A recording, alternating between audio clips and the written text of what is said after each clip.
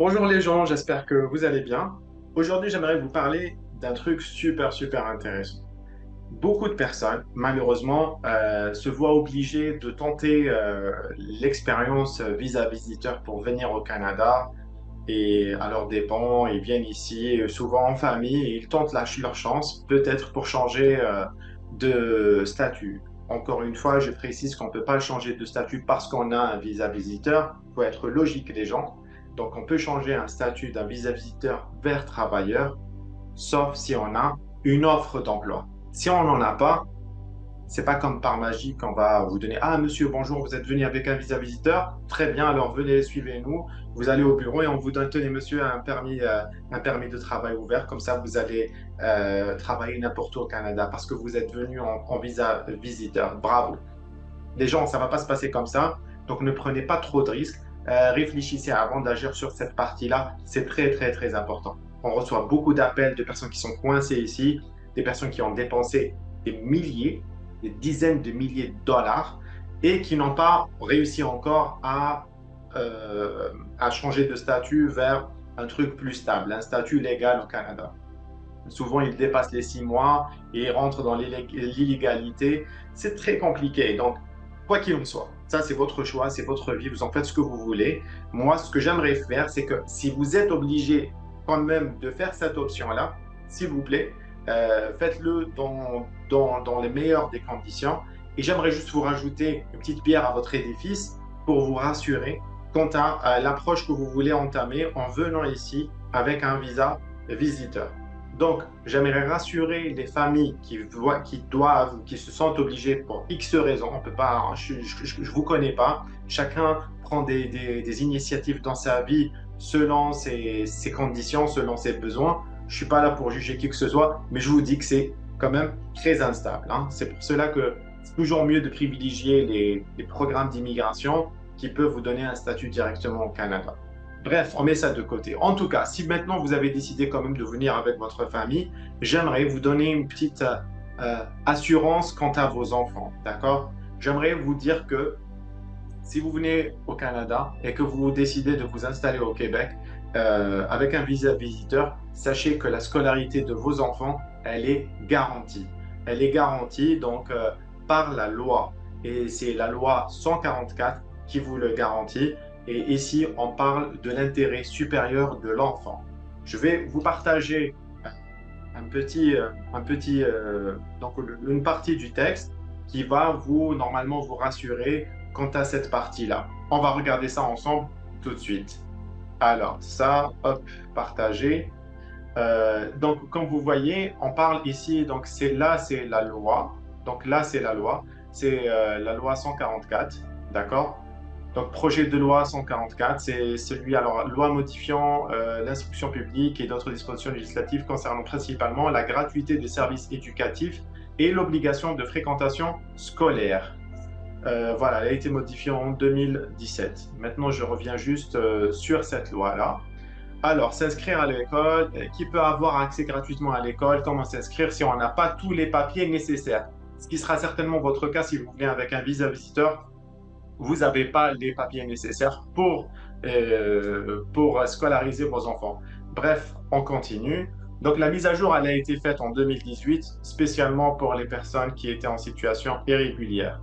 Toute personne qui habite au Québec a le droit d'envoyer ses enfants à l'école gratuitement jusqu'à la fin du secondaire ou de ses 18 ans. Les parents sans statut ou avec le statut. Donc, les parents, je le répète, les parents, ah, shit, alors, les parents sans statut ou avec le statut visiteur, vous voyez, donc même sans statut, même si vous étiez là en situation irrégulière, donc ça veut dire que vous avez dépassé votre séjour légal de par exemple 6 mois, et là, vous avez encore le droit que vos enfants soient scolarisés. Et avec le statut visiteur, ont aussi le droit, comme tout autre parent, selon la modification de 2018 de la loi sur l'instruction publique. Là, on parle de l'intérêt supérieur de l'enfant. Ici au Canada, vous savez, ici au Canada, on travaille avec la loi On travaille avec la Cour suprême beaucoup, ce qu'on a, j'ai oublié le terme, mais la jurisprudence. On travaille beaucoup avec la jurisprudence. Ça veut dire qu'on ne travaille pas avec les lois, mais on travaille avec les lois qui ont été donc écrites comme ça, mais c'est la jurisprudence qui prime sur les lois. En fait, c'est les jugements de la Cour suprême qui vont primer sur la loi.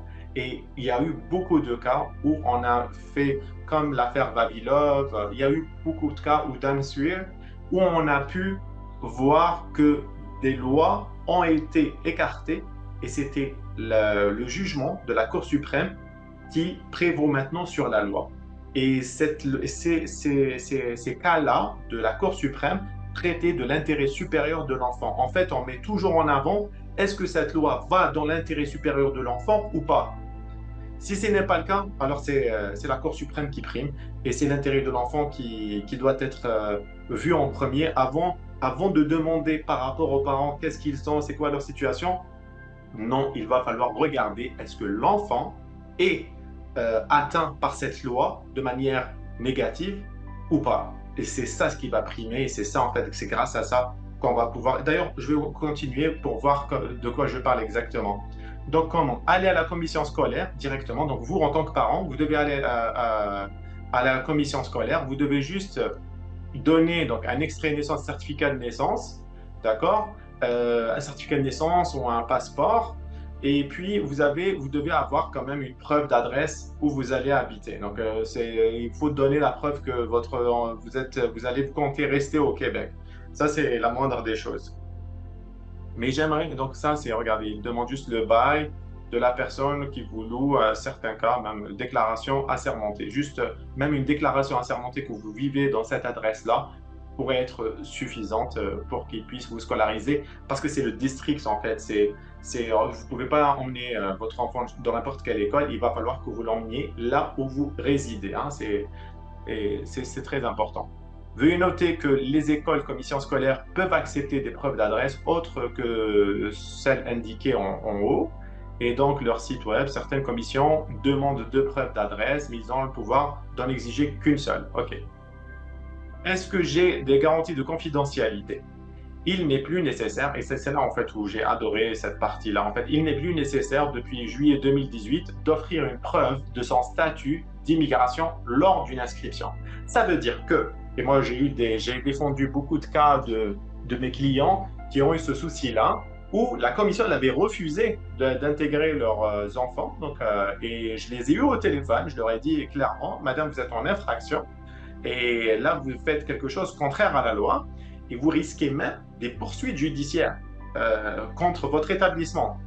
En fait, s'ils vous demandent, même si vous n'avez pas de statut, l'école n'a pas le droit de vous demander votre statut. Ils n'ont clairement pas le droit. Et s'ils le demandent, ils insistent sur ça, vous dites, Madame, il y a la loi 144, la modification, la mise à jour qui a été faite en 2018, elle est claire, vous n'avez pas le droit de me demander mon statut. Là, tout ce que vous devez me demander, c'est les informations concernant mon enfant, c'est quoi son niveau dans son pays d'origine, donc vous ramenez quand même les certificats de scolarité dans son pays d'origine, et vous démontrez que vous avez une preuve de résidence là où vous allez inscrire votre enfant. C'est tout. S'il vous demande plus, c'est libre à vous. Si vous voulez donner un statut, Madame, oui, je suis un visiteur, il n'y a pas de souci. Si vous ne voulez pas le faire, ben, vous ne le faites pas, tout simplement.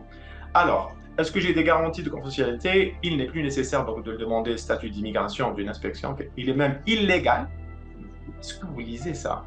Il est même illégal pour une école ou une commission scolaire d'obliger une famille à montrer une telle preuve. Toutefois, certains employés demandent toujours le statut d'immigration, par exemple, par ignorance ou afin de savoir si l'enfant pourrait être admissible à un régime d'assurance maladie publique.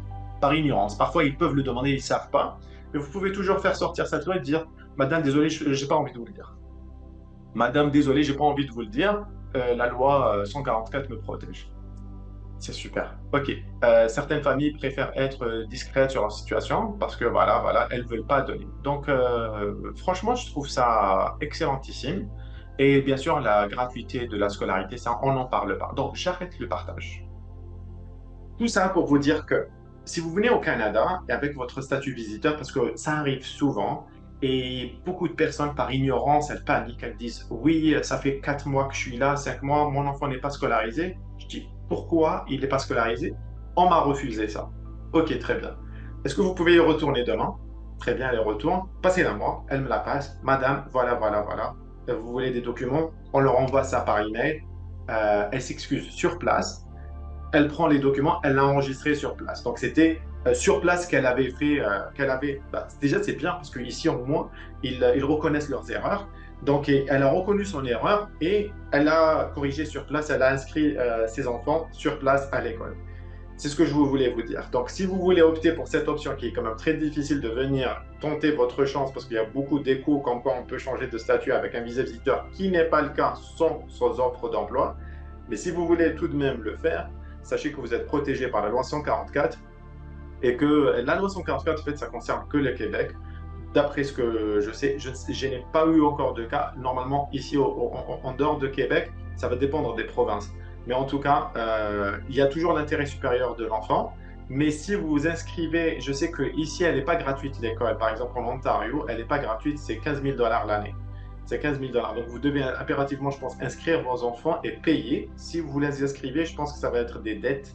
Mais je ne suis pas sûr, mais ça va être des dettes, certainement. Donc, vous devez payer pour vos enfants. Donc, du coup, le Québec, il est très bien sur cette partie-là pour les études, pour les enfants. Donc, vous, si vous optez pour cette option, vous les ramenez, vous les scolarisez. Vous avez la loi 144, retenez ça, et ils seront scolarisés directement sans aucun problème.